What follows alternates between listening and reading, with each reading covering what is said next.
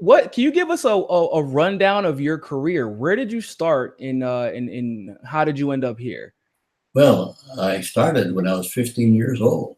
I was working on people's campaigns in Massachusetts when I was a kid, working on people's campaigns when I was in New York, and even when I was in the military, I would go to various organizations and support the candidates. And so when I graduated from Columbia, I had to find a place to go run for office. And I was from Massachusetts, but French Canadian, and they didn't get elected. New England was the province of the Irish and Italians. So I decided to go to Alaska. Alaska wasn't even a state at the time, but I went to Alaska, got there broke, real broke. And the next day after my arrival, I had a job selling real estate. And so I pursued that and had a short stint on the Alaska Railroad during the winter since the sales were a little low. But and so what had happened is that I was in Alaska for 12 years, and then I was in the United States Senate after 12 years in Alaska. All I can say is you got to work hard and be lucky. And I was lucky. And of course, a little bit of luck was made by working hard. And that's the advice I would give to anybody who wants to succeed in a certain area. Work hard and be lucky, and you'll make a little bit of the luck yourself. So how long did you serve in the Senate? Two terms. I was, first off, before that, I was the Speaker of the House in the Alaska legislature and brought about substantial reforms. And then after I ran for the Congress and lost, excuse me, and ran for the Senate and won and served two terms. I was involved. I was very controversial while I was in office. I opposed very strongly the Vietnam War. And then, of course, I released the Pentagon Papers that were given to me by Daniel Ellsberg, which occasioned a legal battle, both for Ellsberg and for myself. And the issue went all the way to the Supreme Court. And the Supreme Court ruled unanimously that I had every right to release information, regardless of its classification, to the American people if I felt that this was in the best interest of democracy. However, after releasing the papers within the Senate, I took the papers to Beacon Press to publish them in their entirety so the American people could see them in their entirety. Well, that meant that I was publishing the Pentagon Papers outside of the Senate.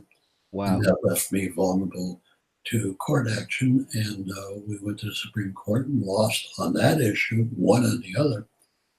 But then Nixon could have indicted me, as he did indict Ellsberg in California, but he chose not to indict me or the Unitarian Church. He was on his way to winning re-election, and the first efforts at Watergate were surfacing. So he stayed away from us. The irony is that so you literally put your life on the line to push this. And you were going to be you were the chance you were going to be indicted by the president. Oh, yeah. Well, what happened was, he didn't do it. He could have. He didn't do it. But the three people in the Justice Department, including the Attorney General, who wanted to see us indicted and were investigating behind the grand juries, these three people went to jail. Ellsberg and I never served a day in jail. That's the story. Wow.